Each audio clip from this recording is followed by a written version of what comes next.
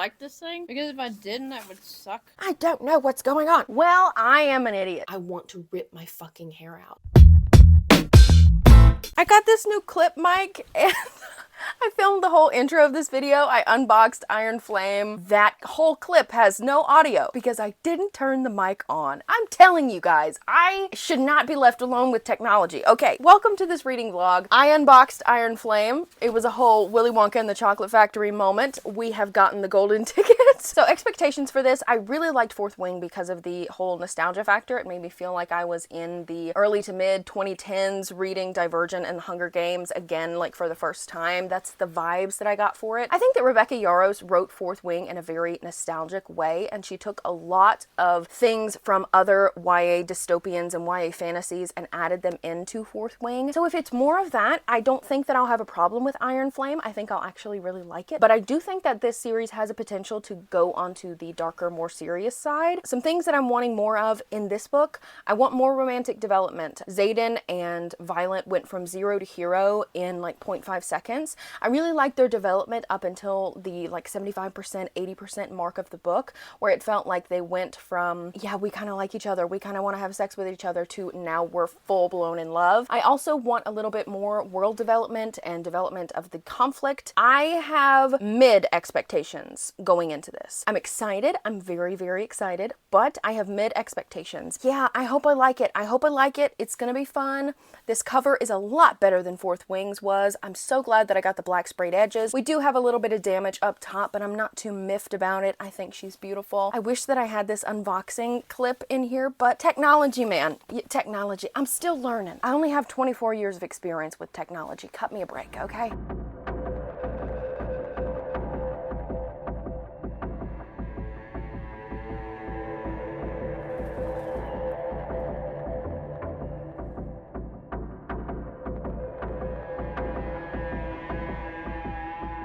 Bane of my existence. Okay, leave that alone, please. Hi, hello, how are you? Why are people driving slow by my house? You're trying to see what I'm doing? Mambo, please stay away from there. He's already almost knocked it over once. He's just happy to be here. He's just happy to be involved. He's happy to have been invited. It's going to be a fun time we're going to have. I hope I like this thing, because if I didn't, that would suck. To my fellow zebras, not all strength is physical. That's cute. I don't have mental strength either. We've begun the story and she's eating biscuits. That's where we're at. Here we go again. Don't look at my butt. Where is Xaden? That's my main question.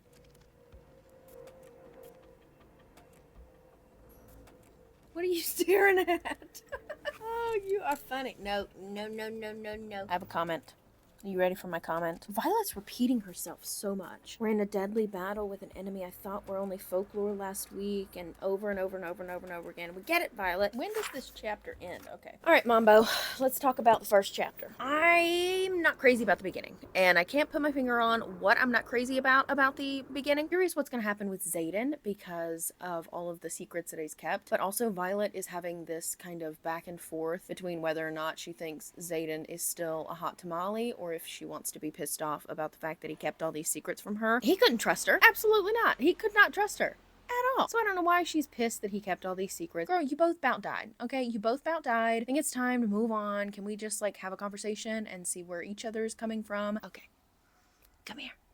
If you watched my weekly wrap-up, my first weekly wrap-up, then you know that I need to film a clip for Iron Flame. So I'm 324 pages into this, and I'm frustrated. I meant to check in a little bit before this. The one thing that this book has going for it is that it's so addictive. You sit down and you want to keep reading. You just want to keep going. That's the one thing that this book has for it. The other thing is the dragons, and the third thing is Xaden. That's what I'm enjoying about this book, okay? Violet is such an irritating character in this book. She is so freaking irritating. She is pissed that Xaden is not telling her 100% of the truth 100% of the time, but it's like she has somehow forgotten that the reason that everything bad happened at the end of book 1 is because she has no way to shield her memories from mind readers. She's working on being able to shield her mind, but she's still like, you need to tell me everything or you cannot get in my pants, okay? No putang for you unless you give me the information. And I'm like, The reason he's not giving you the information is because you can literally fuck up everything.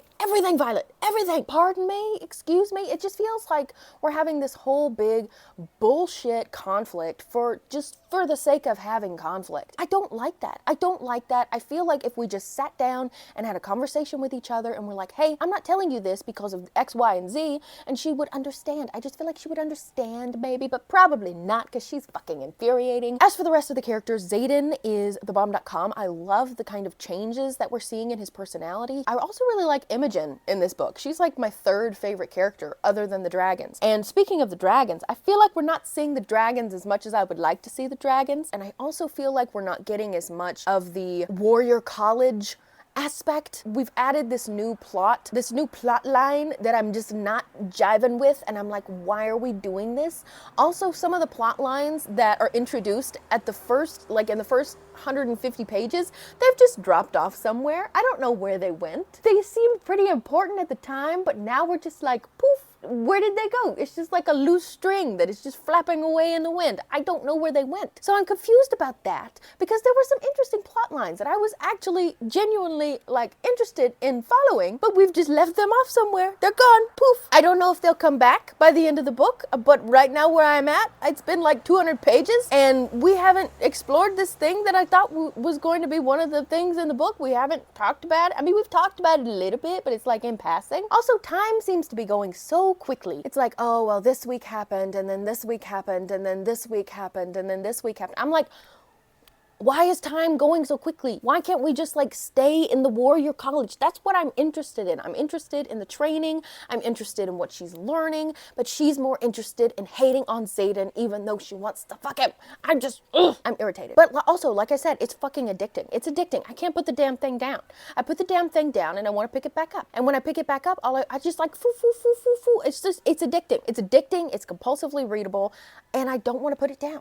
Even though I am so frustrated about every single thing that's happening. I'm frustrated about the characters. I'm confused about what's going on. I don't know what's going on. What I was wanting more was more romantic development. No, we're not getting that. No, we're just getting miscommunication. What else was I wanting more of? More world building? Not particularly. Not particularly. Plop in words and we just go with that as world building. I don't know, but we're not getting that. We're not getting that. We're expanding the world, but we're not explaining what we already started with. So I meant to film this little check-in thing when I had all of my shit set up for filming, but I didn't do that. So you just get me and Mr. Bernard in our natural habitat, okay? So Iron Flame, let's update. I am on page 496, so we are almost done. Okay, so the last time I talked to you guys, I was really irritated by Violet. It's gotten a little bit better. I do have to say that, thank you. I do have to say that, stop bumping it with your ass, Mr. B. I do have to say that this book is a lot more petty and ridiculous than I remember Fourth Wing being. Like, the arguments that we're having, relationship-wise, the kind of elements that we're introducing, I don't like it. I don't like it. Violet's dealing a lot with insecurity and feeling inferior because of a certain element that is introduced that I just don't think needed to be there. I think there's bigger things that we need to be worrying about right now than some petty bullshit. We're getting a little bit more of the dragons now. And also I feel like the stakes are raising as we go through this book. Are they raising in a way that I'm excited about? Yes. But I also think that we're still dealing with a lot of these petty, ridiculous bullshit things that I just don't think matter in the grand scheme of things. It's like we're having these adult conversations, doing these adult things, but we're acting like children, and I just don't like that. I just get really frustrated by that. But right now, and I don't know if it's because I just recently rewatched Harry Potter and the Order of the Phoenix, but it's feeling a lot like Harry Potter and the Order of the Phoenix mixed with Throne of Glass. See, it's complicated because I can't really say that I'm enjoying it because I have so many issues with it and so many little nitpicky bullshit scenes that I just don't think need to be there, as well as the fact that as we're expanding beyond the War College, Yaros is not taking the time that I feel is necessary to expand the world. Does that make sense?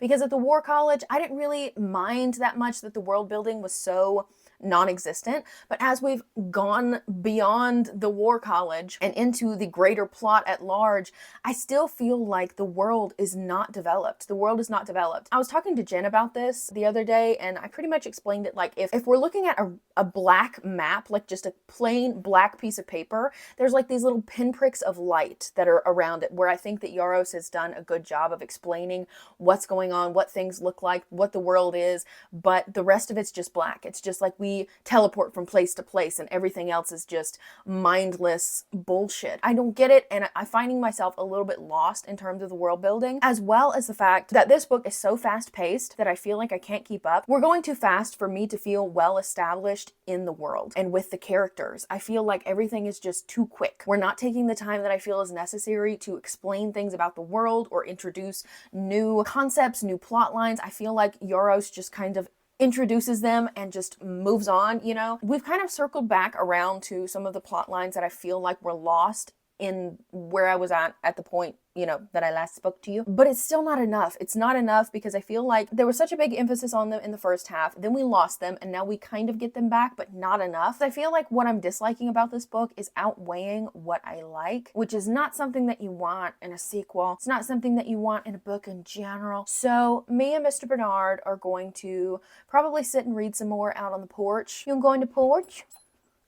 Yeah, you would go on the porch, okay. Hi. I was taking notes and I wrote like a whole big paragraph at work about how I was feeling about this book. I'm on page 518, which means that I have less than 150 pages left. I don't want to read this book anymore. I don't want to be reading this book anymore. I don't know if it's because I'm beginning to have some slumpy symptoms, or if it's the fact that my car battery just died, so I'm on the hook $200 for that, or if this book is just doing everything wrong. Everything wrong. We're furthering the plot. The characters are doing character things. They're developing as they do.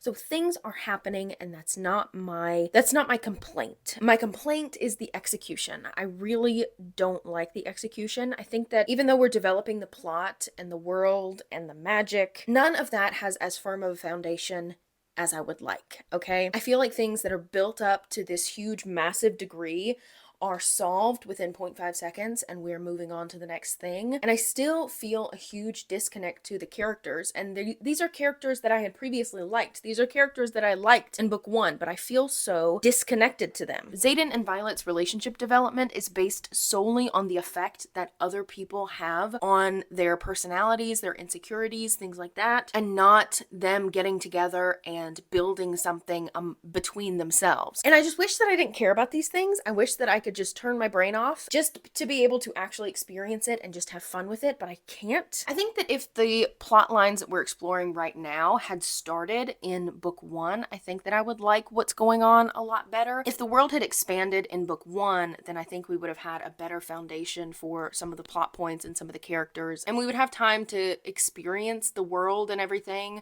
before all of the plotting and the planning and the politics that goes into a war. And I think that Yaros did a really good job at establishing the war college, but she forgot that there is a world outside of the war college that we're going to be experiencing. I'm just tired, I don't feel good, and I don't want to be reading this book anymore. I like certain aspects of the book, but there are just way too many aspects that I'm not completely connecting with for me to sit here and say that I'm having the best fucking time in the world, because I'm not.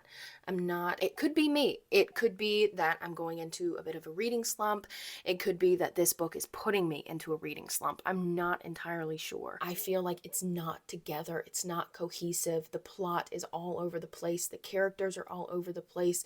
The conflicts between the characters are so incredibly juvenile. I want to rip my fucking hair out. You know how I said that Fourth Wing had the nostalgia factor of the 2010s dystopian era? Well, this still has the nostalgia factor of the 2010s dystopian era. And you know how I said that if Iron Flame was more of that, then I wouldn't have a problem with it. I would have fun with it. Well, I'm taking those words back now, because Iron Flame, I feel like, is everything that was wrong with the 2010s dystopian era. The not like other girls, the catty bitches, the women hating women, the the kind of toxic relationships that I saw in those books, the ridiculous miscommunication plot lines. So that's where I'm at right now. I want to be done with this book so bad, so desperately badly. Hopefully the next time I see you, I will be in number 1 in a better mood, and number 2 have finished Fourth Wing. Not Fourth Wing, Iron Flame. You can tell where my brain's at right now. It's not with us.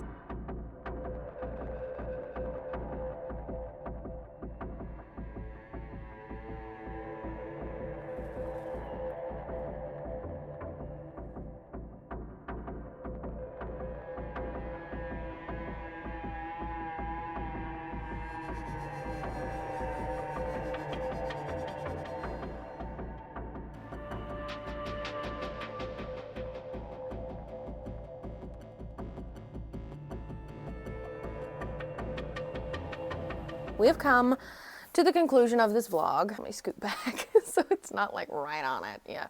Anyway, I finished Iron Flame last night. I'm so angry.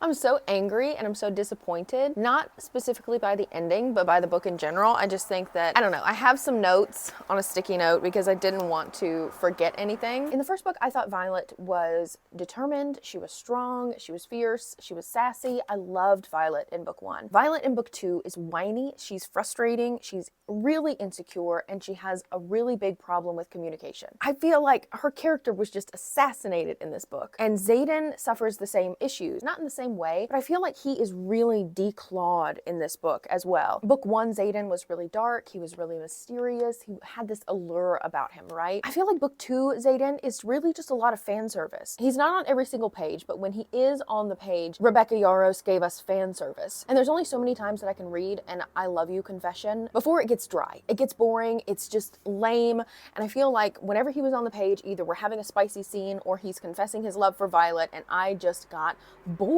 I got so bored of it, so tired of it, because I felt like book 1, Xaden, had so much more going for him. In book 2, it feels like the only thing that he has going for him, his only personality trait in book 2 was his love for Violet, and I got so fucking bored. So because of Violet and Xaden's issues, the issues that I had with them, I saw their relationship as just this continuous cycle of toxicity. They would fight about something, then they would have makeup sex, and then they would move on to the next thing that they're going to be bickering about, and I just fucking hated them.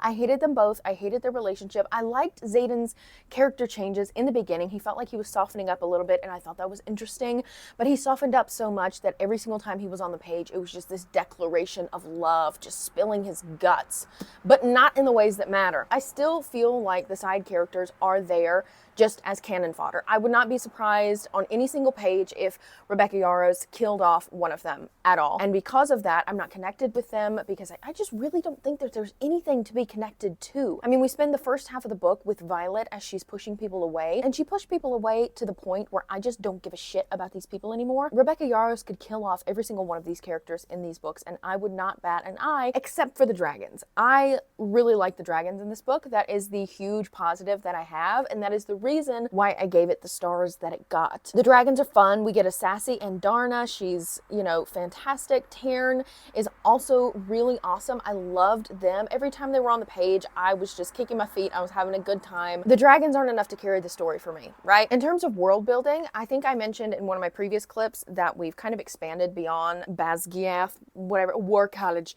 I'm just going to call it War College, the War College. We've expanded a little bit beyond the War College, but as we've expanded, you would expect that the world building to also expand, but the world building is kind of left out in the dust. So the world itself just ends up feeling very patchy and flat. The plot also feels really flat and really patchy. And I honestly cannot tell you what the overarching plot of this series is or is going to be. I have no idea. This series is supposed to be a 5-book series, right? I really don't think it needed to be that long. I think that a lot of this book was filler. And I think that if Rebecca Yarros cut out a lot of the filler, we could have had a really good, really concise trilogy. Really bloated, full of unnecessary conflict that just didn't really need to happen. Some of the conflicts in here were just so mind-bogglingly, is that a word? I don't know. Ridiculous. They were just ridiculous and so juvenile and childish, and they just really didn't need to be there. Even with it being bloated with a lot of filler, it is really fast-paced. It doesn't move slow. It moves very quickly. But because the world and the characters and the plot doesn't have a very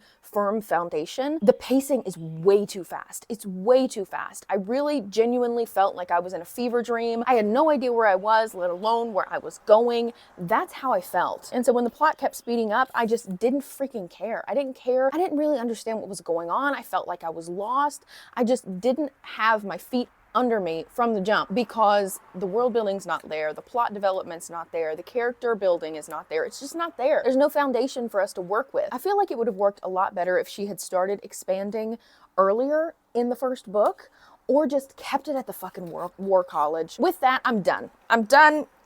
I don't know if I'm going to continue or not, but right now I am done. I'm done. I want to be done with this book. I want to be done with this vlog because this vlog is making me relive this book. I want to move on to something else. I'm so overwhelmingly disappointed, and I didn't make this video to shit on this book. I made this video hoping that, you know, we could all love it together and we could chit chat in the comments about it, but I am so freaking disappointed in this book, and it has made it to the most disappointing books of 2023 for me. So let me know down below if you've read this. Let me know your thoughts. Did you like it? Did you hate it? What are we feeling? What are we feeling? Am I alone in this? Or is this like a common opinion that people are having for book 2? I don't know. That's all I have for you guys today. I hope you guys enjoyed this video. If you did, please make sure to join the NotSoAverageJo army. They're training dragons on the roof if you look out for them. But I hope you have a fantastic day, and I will see you next time.